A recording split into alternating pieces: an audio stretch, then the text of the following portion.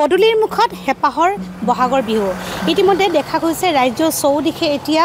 বিহুৰ আখৰাত ব্যস্ত হৈ পৰিছে ঢুলীয়া নাচনীসকল সমান্তৰালভাৱে দেখা গৈছে তাঁতশালত ব্যস্ত হৈ পৰিছে শিপিনীসকল কিন্তু দেখা গৈছে ডিগবৈ অঞ্চলত এই যি ঢোল ৰিপেয়াৰিং চেণ্টাৰ নামেৰে এখন শিল্পালয় ডিগবৈৰ ১ নং বগাপানী কলনীৰ স্থিত এই শিল্পালয় আমি বৰ্তমান ইয়াত আহি উপস্থিত আছোঁ এই যি কৰ্মশালা এই যি আখৰা তাৰ সমান্তৰালকৈ দেখা গৈছে ইয়াতো এই ঢোল নিৰ্মাণ কৰাত ব্যস্ত হৈ পৰিছে ৰতন নাথ নামৰ যিজন শিল্পী আৰু বৰ্তমান দেখা গৈছে লোকবাদ্য লগতে যি বিহুৰ সামগ্ৰী ঢোল আৰু পেঁপা সকলো ধৰণৰ ইয়াত উপলব্ধ এখন শিল্পালয়ত আৰু বৰ্তমান দিনে ৰাতিয়ে ইয়াত যিজন ৰতন নাথ আৰু তেওঁৰ লগতে তেওঁৰ পৰিয়ালৰ সকলো ব্যস্ত হৈ পৰিছে এনেদৰে বিহুৰ এই বাদ্য নিৰ্মাণ কাৰ্যত আৰু ইতিমধ্যে আমি আজি উপস্থিত আছোঁ তেওঁৰ এই বাসগৃহত আৰু তেওঁৰ বাসগৃহত উপস্থিত হৈ আমি সমগ্ৰ এই যি পৰিৱেশ এই পৰিৱেশ দেখুৱাবলৈ কিছু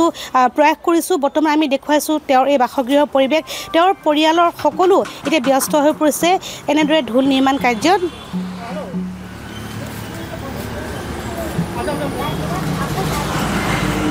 এই ৰতন নাথৰ পৰিয়াল তেওঁলোকে দেখা গৈছে এই কণমানি শিশুটোৰ পৰা আৰম্ভ কৰি দেখা গৈছে ঢোল নিৰ্মাণত ব্যস্ত হৈ পৰিছে পৰিয়ালৰ সকলো লোক আৰু তেওঁলোকে যিহেতু আগন্তুক বিহু বুলি ক'লে অসমীয়া যিহেতু গা নাচি উঠে আৰু বিহুৰ প্ৰাকখনত এনেদৰে এই যি বিহুৰ বাদ্য ঢোল এই ঢোল নিৰ্মাণ কৰি ইতিমধ্যে ডিগবৈৰ বিভিন্ন প্ৰান্তৰ পৰা ইয়াত যিহেতু লোকসকল সমাগম ঘটিছে তেওঁলোকে এই বিহুৰ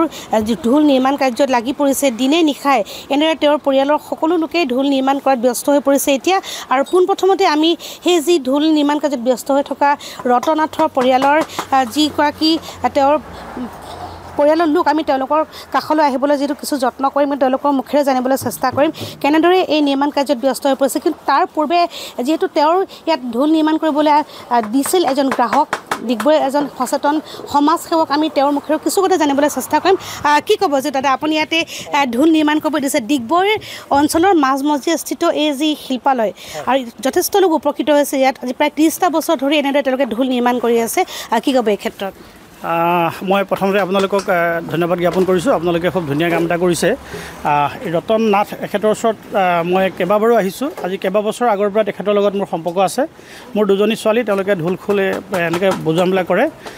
কেইবাবছৰ মই আহিছোঁ তেওঁ গোটেই 12 মাহেই তেওঁ ব্যস্ত হৈ থাকে খুব ধুনীয়া এটা কাম কৰিছে আৰু এনেকুৱা ডিগবৈ অঞ্চলত খুব কমেই আছে আৰু যিহেতু এইটো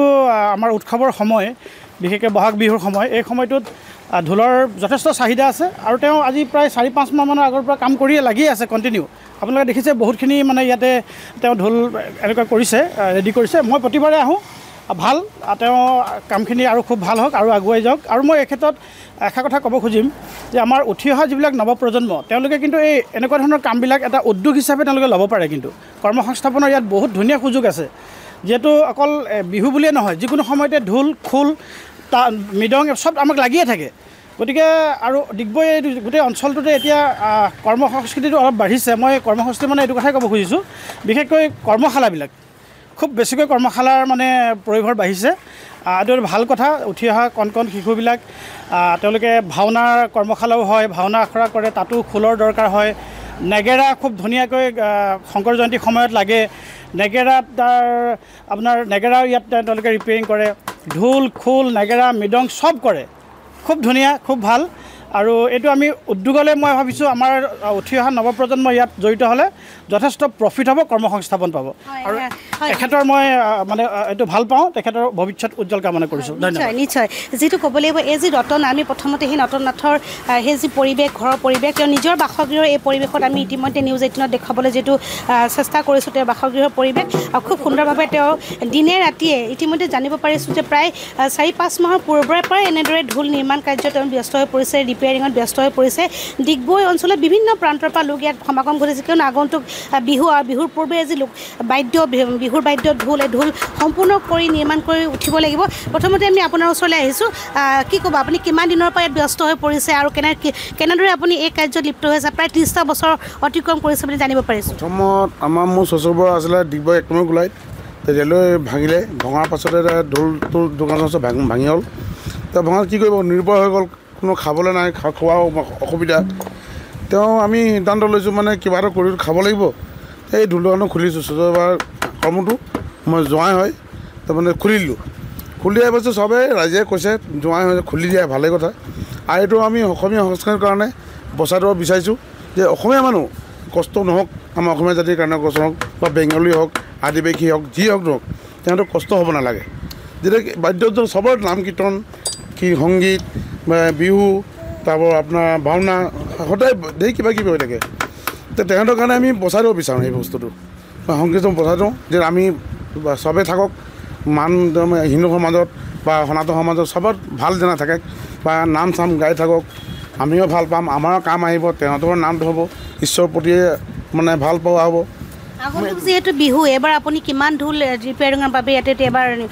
অৰ্ডাৰ পাইছে এতিয়া অৰ্ডাৰ আমি 50 লগভগ পাইছোঁ আৰু প্লাছ নতুন আছে 78 পাইছোঁ আপোনাৰ ইয়াৰ পৰা ঢোলো বিক্ৰী হৈছে যথেষ্ট নতুন বিক্ৰী হৈছে কিমান বছৰ ধৰি আপুনি এই কাৰ্যত লিপ্ত হৈ আছে মই এতিয়া আজি 8 বছৰ ধৰি মই ইয়াত লিপ্ত হৈ আছোঁ ইয়াতে এনেই আপোনাৰ সম্পূৰ্ণ ঢোল নিৰ্মাণ কাৰ্যত আপুনি ব্যস্ত থকা কিমান বছৰ হৈছে আজি নিৰ্মাণ মানে 8 বছৰ প্লাছ হ'ব মই কাম কৰি আছোঁ এইফালে কাম কৰি আছোঁ আৰু প্লাছ আপুনি নতুন ঢোল আমি 2-3 মাহ আগৰ পৰা বনাই আছোঁ বনাই ষ্টক কৰি তাৰপিছত আমি সজাই দিছোঁ আৰু ৰিপেয়াৰিং কাম বিহুৰ সময়তো নোৱাৰি নতুন বনাবলৈ তো ৰিপেয়াৰিঙে বিহুৰ সময়ত আমি বনোৱা আৰম্ভ কৰোঁ মানে হয় নিশ্চয় যিহেতু ইয়াত ৰতন নাথৰ যে পৰিবাৰ আছে আমি তেওঁৰ মুখৰ পৰা দুআষাৰ শুনিবলৈ যিহেতু যত্ন কৰিম তেওঁ যিহেতু ইতিমধ্যে দেখা গৈছে এই যি নিৰ্মাণ কাৰ্য লগতে ৰিপেয়াৰিং কাৰ্য তেওঁ উঠি পৰি লাগিছে সমানভাৱে কি ক'ব এই ক্ষেত্ৰত আপুনি যিহেতু দেখা গৈছে সুন্দৰভাৱে লগতে লাগিছে হয় মই ঘূনা মেলা কামকেইটা মই কৰোঁ আৰু মৃদং হওক খোল হওক ডুগি হওক তবলা হওক এইকেইটাতে ঘূণ চূণ লগাই দিওঁ বাকী কাম মিস্ত্ৰীয়ে কৰে এইকেইটাই আমাৰ কাম হয় নিশ্চয় এই দেখিছোঁ ৰতন নাথৰ পৰিয়ালৰ আটাইকেইজন লোক ইয়াত ব্যস্ত হৈ পৰিছে কি ক'বা ভাইটি তুমিও দেখিছোঁ খুব সুন্দৰভাৱে ইয়াত নিৰ্মাণ কৰি আছে শিকি আছোঁ আৰু চাই এইকেইটাই কৰি আছোঁ শিকি আছোঁ এতিয়া পূৰা শিকা নাই ভালকৈ জানা নাই মই কৰি আছোঁ শিকি আছোঁ এতিয়া লাহে লাহে শিকিম আৰু হয় নিশ্চয় যিহেতু তেওঁলোকে শিকি আছে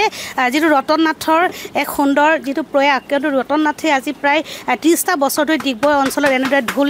নিৰ্মাণ লগতে ৰিপেয়াৰিং কৰি তেওঁ বিক্ৰী কৰি আছে শিল্পালয় পৰা কিন্তু বৰ্তমান দেখা হৈছে ডিগবৈৰ বগাপানী 1 নং কলনীত এনেদৰে এই যি সংগীত আৰু ঢোল ৰিপেয়াৰিং এই যি চেণ্টাৰ এই চেণ্টাৰ তেওঁ যিহেতু খুলিছে আৰু খোলাৰ পাছত হৈছে এবাৰ আগন্তুক যিটো বহাগ বিহু আৰু বহাগ বিহুৰ প্ৰাকখনত এনেদৰে গ্ৰাহকৰ ইয়াত ভিৰ লাগিছে আৰু প্ৰায় ইতিমধ্যে দেখা গৈছে 50ৰো অধিক ঢোল তেওঁলোকে ৰিপেয়াৰিং কৰি উঠিছে আৰু খুব সুন্দৰভাৱে ইয়াত ঢোল বিক্ৰী কৰা হৈছে আৰু আগন্তুক দিনত ৰতন নাথ এনেদৰে আগুৱাই যোৱাৰ এক সুন্দৰ প্ৰয়াস কৰিছে যিটো আগন্তুক Bohag Bihu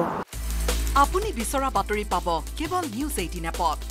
news 18 app download কৰিবলৈ স্ক্যান কৰক এই QR কোড